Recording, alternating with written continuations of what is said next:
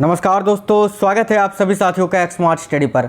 साथियों, SSC CGL का paper चल रहा है और अभी आपका पेपर लंबा है, यानी जिनका पेपर अभी बाकी है उनके लिए आज के इस वीडियो में अब तक हुए एसएससी सीजीएल के परीक्षा के अनुसार मोस्ट एक्सपेक्टेड क्वेश्चंस लेकर आए हैं पॉलिटी के।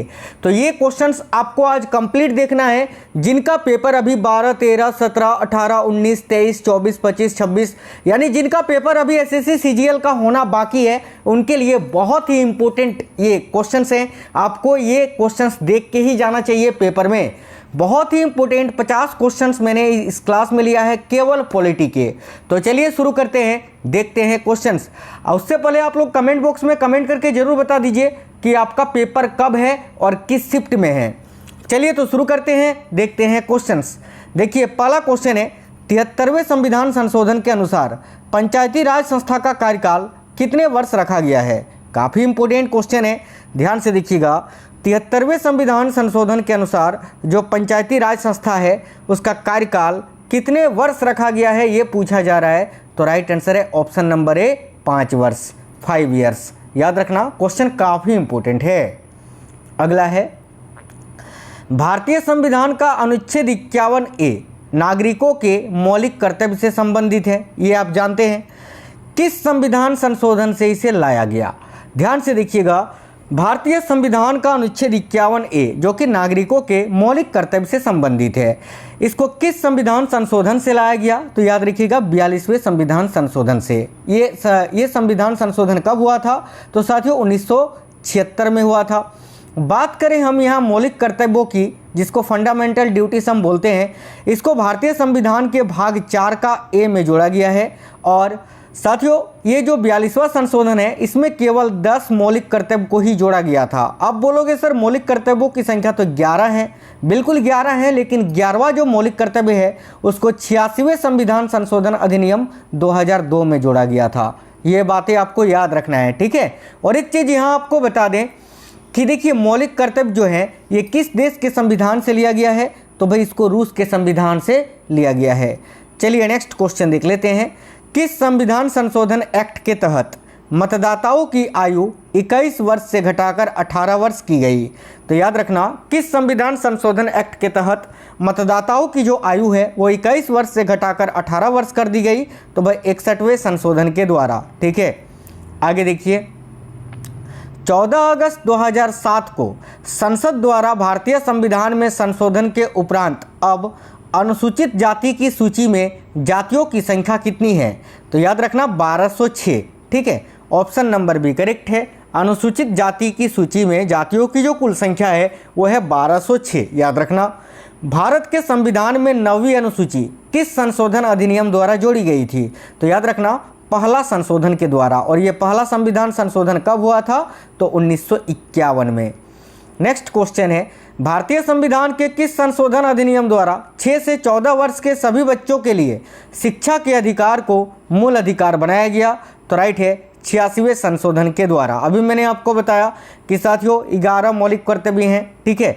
तो ये जो 11वां मौलिक कर्तव्य है वो यही मौलिक कर्तव्य था कि 6 से 14 वर्ष तक के जो बच्चे हैं उनके लिए शिक्षा का जो अधिकार है वह बिल्कुल मूल अधिकार है, या फिर बिल्कुल वो उनके माता पिता का ये फर्ज बनता है कि 6 से 14 वर्ष के सभी बच्चों को शिक्षा प्रदान कराए। आगे देखिए, अगला क्वेश्चन है, यदि भारत के राष्ट्रपति त्यागपत्र देना चाहे तो उन्हें यह त्यागपत्र किसको संबोधित करना होगा। तो देखिए, यदि भारत के राष्ट्रपति त्यागपत्र देना चाहे तो उन्हें यह त्यागपत्र किसको संबोधित करना पड़ेगा। तो भाई उपराष्ट्रपति को। ऑप्शन नंबर सी करेक्ट है। आगे देखिए, राज्यसभा के सदस्यों की अधिकतम संख्या क्या होती है। तो राज्यसभा के सदस्यों की जो अधिकतम संख्या है वो है 250। याद रखना ऑप्शन नंबर सी। निम्नलिखित अनुच्छेदों में से किसमें सहकारी समिति बनाने का अधिकार वर्णित है। तो देखिए, निम्नलिखित में से कौन सा अनुच्छेद है जिसमें सहकारी समिति बनाने का अधिकार वर्णित किया गया है। याद रखना अनुच्छेद 19 का खंड 1 का सी में, यानी करेक्ट आएगा यहाँ आपका ऑप्शन नंबर ए। याद रखना। आगे देखिए, नेक्स्ट है पंचायती राज, ये किस सूची का विषय है। याद रखिए, पंचायती राज जो है ये साथियों राज्य सूची का विषय है। Option number C. अगला है, भारतीय संविधान द्वारा दिए गए निम्नलिखित मौलिक अधिकारों के कारण देखिए, गैर अनुदान अल्पसंख्यक संस्थानों को आरटीआई अधिनियम के दायरे से बाहर रखा गया है। तो वह भारतीय संविधान द्वारा दिए गए निम्नलिखित मौलिक अधिकारों के कारण गैर अनुदान अल्पसंख्यक संस्थानों को आरटीआई अधिनियम के दायरे के बाहर रखा गया है। इसका प्रावधान किस अनुच्छेद में है? तो याद रखना अनुच्छेद 30 का 1 में। Option number D correct answer है। आगे देखिए, राज्यसभा के सदस्य जो हर दूसरे वर्ष सेवानिवृत्त होते हैं, यानी राज्यसभा के कितने सदस्य हैं जो कि हर दूसरे वर्ष में सेवानिवृत्त हो जाते हैं? तो याद रखना 1/3 सदस्य। साथियों, मैं आपको बिल्कुल फास्ट क्वेश्चंस करवा रहा हूँ। आगे देखिए, ब्रिटिश ने किस वर्ष में भारत की संविधान सभा को बनाने हेतु मांग को स्वीकार कर लिया था? तो देखिए, करेक्ट आएगा 1940 में। ऑप्शन नंबर सी। नेक्स्ट है, भारतीय संविधान के निम्नलिखित में से किस अधिनियम के अनुसार संसद में भारत के राष्ट्रपति और दोनों सदन शामिल हैं? तो देखिए, भारतीय संविधान के निम्नलिखित में से किस अधिनियम के अनुसार या अनुच्छेद के अनुसार, ठीक है, संसद में भारत के राष्ट्रपति और दोनों सदन शामिल हैं? तो भाई अनुच्छेद 79 के तहत आर्टिकल 79, याद रखिएगा। नेक्स्ट क्वेश्चन है, हमारे राष्ट्र के समक्ष लोगों की आशाओं और आकांक्षाओं के साथ साथ आदर्शों का भी वर्णन किया गया है किसमें? तो देखिए, राइट आंसर होगा प्रस्तावना में। Option number B. भारतीय संविधान की कौन सी विशेष व्यवस्था दक्षिण अफ्रीका के संविधान से ली गई है? तो भाई देखिए, करेक्ट आएगा संविधान संशोधन। Option number C. बात करें अगर ये हम संविधान संशोधन की, तो देखिए, ये साथियों साउथ अफ्रीका के संविधान से ली गई है, ये आपने जान लिया। याद रखना, ये जो संविधान में संशोधन की प्रक्रिया है, ये साथियों भारतीय संविधान के किस भाग में उल्लेखित है अगर आपसे पूछे? तो याद रखना भाग 20 में, ठीक है। और किस अनुच्छेद में है? तो अनुच्छेद 368 में, ठीक है। आगे देखिएगा, राष्ट्रीय पिछड़ा वर्ग आयोग की स्थापना कब हुई थी? तो देखिए, राष्ट्रीय पिछड़ा वर्ग आयोग की स्थापना 1993 में हुई थी, याद रखना। ऑप्शन नंबर डी करेक्ट है। नेक्स्ट है, भारतीय राजनीतिक पार्टी AITC का पूरा नाम क्या है? तो भारतीय राजनीतिक पार्टी है एक AITC, इसका फुल फॉर्म आपसे पूछा है तो ये होता है ऑल इंडिया तृणमूल कांग्रेस, ठीक है, जिसकी सरकार कहाँ है? वेस्ट बंगाल में, याद रखना, ठीक है। चलिए नेक्स्ट क्वेश्चन है, बसपा पार्टी का पूरा नाम क्या है? तो साथियों, बसपा पार्टी का पूरा नाम है Bahujan Samaj party. Option number A, याद रखना। आगे देखिए, आम आदमी पार्टी का गठन किस वर्ष किया गया था? तो देखिए, आम आदमी पार्टी का गठन दिल्ली के जंतर मंतर में कब? तो भाई 2012 में किया गया था। आगे देखिए, निम्नलिखित में से कौन सा मौलिक अधिकार नहीं है? तो इनमें से कौन सा एक मौलिक अधिकार नहीं है, ये आपको बताना है। देखिए, समानता का अधिकार, स्वतंत्रता का अधिकार, शोषण के विरुद्ध अधिकार। देखिए, समानता का अधिकार अनुच्छेद 14 से लेकर 18 तक में वर्णित है। स्वतंत्रता का अधिकार अनुच्छेद 19 से 22 तक में वर्णित है। और शोषण के विरुद्ध अधिकार अनुच्छेद 23 और 24 में वर्णित है, ठीक है। संपत्ति का जो अधिकार है, ये पहले मौलिक अधिकार हुआ करता था, अभी ये कानूनी अधिकार है या वैधानिक अधिकार है। संपत्ति के अधिकार को मौलिक अधिकार की सूची से 44वें संविधान संशोधन अधिनियम 1978 में हटा दिया गया था, याद रखना। संपत्ति का जो अधिकार है, अभी वर्तमान में इसका उल्लेख अनुच्छेद 300 का क में किया गया है, ठीक है। चलिए आगे देखते हैं। अगला क्वेश्चन है, संविधान के किस अनुच्छेद के अंतर्गत केंद्र सरकार राज्यों को निर्देश दे सकती है? तो भाई संविधान का वो कौन सा अनुच्छेद है जिसके अंतर्गत केंद्र सरकार राज्यों को निर्देश दे सकती है? याद रखना, अनुच्छेद 256 के अंतर्गत। संविधान के किस अनुच्छेद के आधार पर देश में वित्तीय आपात की घोषणा की जा सकती है? तो राइट है साथियों, अनुच्छेद 360 के अंतर्गत। अगला है, भारतीय संविधान के किस अनुच्छेद को संविधान की आत्मा के नाम से जाना जाता है? तो याद रखना, ऑप्शन नंबर बी, अनुच्छेद 32 को। इसके अलावा अनुच्छेद 32 के अंतर्गत सर्वोच्च न्यायालय रीट भी जारी करता है। अनुच्छेद 32 को संवैधानिक उपचारों का अधिकार भी कहा जाता है, याद रखना। नेक्स्ट है, भारत में कानूनी संप्रभुता किसके पास निहित होती है? तो भाई भारत में जो कानूनी संप्रभुता है, याद रखना, यह संविधान के पास निहित है, राइट है, ऑप्शन नंबर बी, संविधान। भारतीय संविधान का संरक्षक कौन है? तो देखिए, भारतीय संविधान का संरक्षक कौन होता है? याद रखना, supreme court, option number D. Next है, संविधान में मूल कर्तव्यों को किस समिति की अनुशंसा के आधार पर शामिल किया गया था? तो राइट है, स्वर्ण सिंह समिति की अनुशंसा पर। अगला है, भारतीय संविधान का निर्माण किसके द्वारा किया गया था? तो साथियों देखिए, भारतीय संविधान का जो निर्माण है, ये भाई किसके द्वारा किया गया था? याद रखिए, करेक्ट आंसर होगा संविधान सभा के द्वारा। अगला है, देखिए इनमें से कौन, ठीक है, या इनमें से क्या संसद को राज्य सूची के विषयों पर कानून बनाने का अधिकार दे सकती है? तो याद रखिएगा, देखिए यहाँ करेक्ट आएगा Rajya Sabha, option number D. Rajya Sabha जो है ना साथियों, ये संसद को राज्य सूची के विषयों पर कानून बनाने का अधिकार दे सकती है। भारतीय संविधान में राष्ट्रपति के चुनाव का जो तरीका है ये किस देश से लिया गया है? तो देखिए करेक्ट आएगा आयरलैंड से, ठीक है। आगे देखिए, बिहार पुनर्गठन अधिनियम 2002 के अनुसार निम्नलिखित में से किसे सम्मिलित किया गया था? तो भाई बिहार पुनर्गठन अधिनियम 2002 के अनुसार निम्नलिखित में से किसे सम्मिलित किया गया था? याद रखना, झारखंड राज्य को, ठीक है। आगे देखिए, भारतीय संविधान का कौन सा भाग नागरिकता से संबंधित है? तो भाई कौन सा भाग नागरिकता से संबंधित है? तो भाग 2 अनुच्छेद, याद रखना, भारतीय संविधान का जो आर्टिकल, ठीक है, आर्टिकल 5 to 11 है, यानी 5 से 11, ये नागरिकता से संबंधित है। अगला है, भारतीय संविधान के अनुच्छेद 12 से 35 तक मुख्यतः मौलिक अधिकारों से संबंधित है, जो कि भारतीय संविधान के किस भाग में दिए हुए हैं? तो याद रखना, भाग 3 में। भारतीय संविधान का जो भाग 3 है, इसको संविधान का या भारत का मैग्ना कार्टा भी कहा जाता है, और ये जो मौलिक अधिकार है इसको यूएसए के संविधान से भारतीय संविधान में लिया गया है।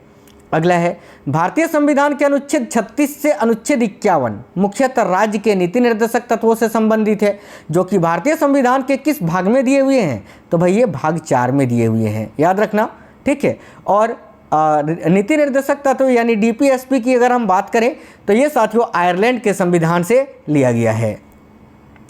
राज्य के दायित्व के रूप में पंचायतों के गठन का विचार भारतीय संविधान के किस भाग में उल्लेखित है? तो देखिए, राज्य के दायित्व के रूप में पंचायतों के गठन का विचार भारतीय संविधान के किस भाग में है? तो याद रखिएगा, यहाँ आपका करेक्ट आंसर हो जाएगा अध्याय 4 में, यानी भाग 4 में। इसके अलावा पंचायती राज व्यवस्था के बारे में भारतीय संविधान के भाग 9 में भी बताया गया है, ये भी आपको याद रखना है। आगे देखिए, भारतीय संविधान के किस भाग में केंद्र सरकार का उल्लेख किया गया है? तो भाई भारतीय संविधान का कौन सा भाग है जिसमें केंद्र सरकार का उल्लेख है? याद रखना, भाग 5 में। नेक्स्ट क्वेश्चन देखिए, प्रारूप समिति के अध्यक्ष कौन थे? तो भाई प्रारूप समिति के अध्यक्ष कौन थे, इसका आंसर मैं नहीं बताऊंगा, मैंने कल ही आपको बताया था, जो मैंने संविधान का 111 क्वेश्चन वाला क्लास करवाया था आपको, वो वीडियो अगर आप लोगों ने नहीं देखा है तो देख लेना।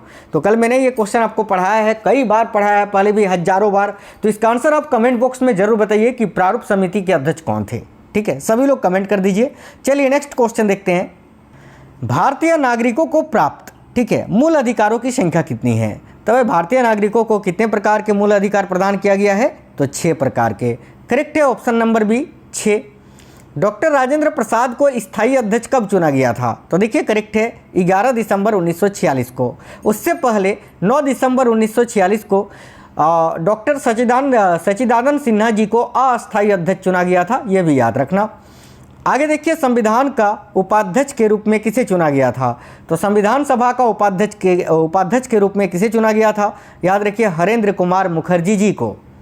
संविधान दिवस भारत में हर वर्ष कब मनाया जाता है? तो साथियों राइट है, ऑप्शन नंबर है 26 नवंबर को, क्योंकि 26 नवंबर 1949 को क्या हुआ था? संविधान को अपनाया गया था। भारत में कौन से सत्र के बीच पहला आम चुनाव हुआ था? तो भारत में पहला आम चुनाव कौन से सत्र के बीच में हुआ था?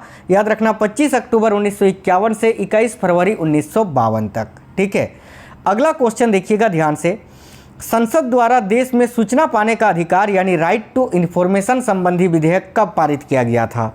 तो याद रखिए करेक्ट आंसर हो जाएगा जून 2005 में, ठीक है।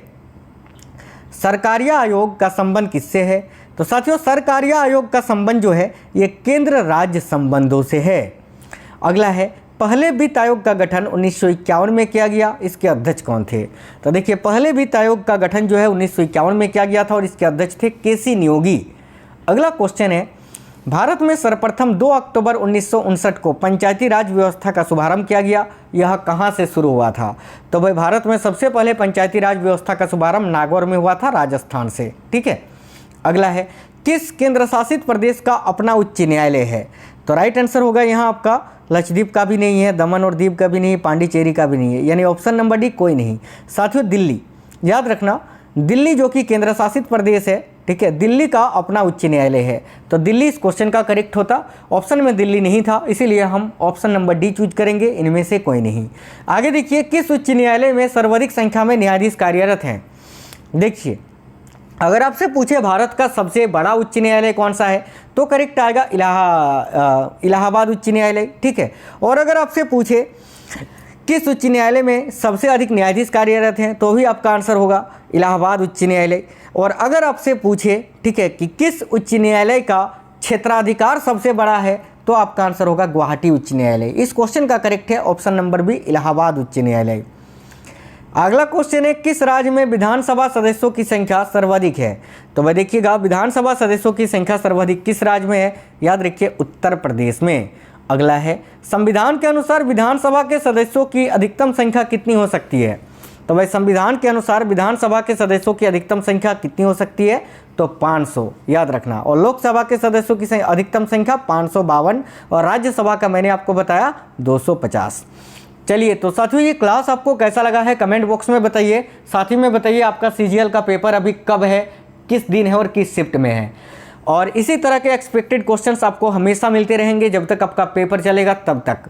तो सारी क्लासेस को देख कर जाना है। यकीन मानिए दोस्तों, अगर आप सारी क्लासेस देख के जाते हैं ना, और मेरी क्लासेस हमेशा आपको शॉर्ट मिलेगी, बिल्कुल छोटी मिलेगी, कम समय में आप ज़्यादा क्वेश्चंस पढ़ पाओगे। तो मेरी आपसे रिक्वेस्ट है, आप लोग प्लीज़ सीरियसली होकर जो है सारी क्लासेस को देख कर जाना पेपर से पहले। चलिए तो मिलते हैं नेक्स्ट वीडियो में। वीडियो को एक लाइक जरूर करिए और अपने सभी दोस्तों तक फैला दीजिए क्लास को। मिलते हैं नेक्स्ट वीडियो में। जय हिंद साथियों, वंदे मातरम।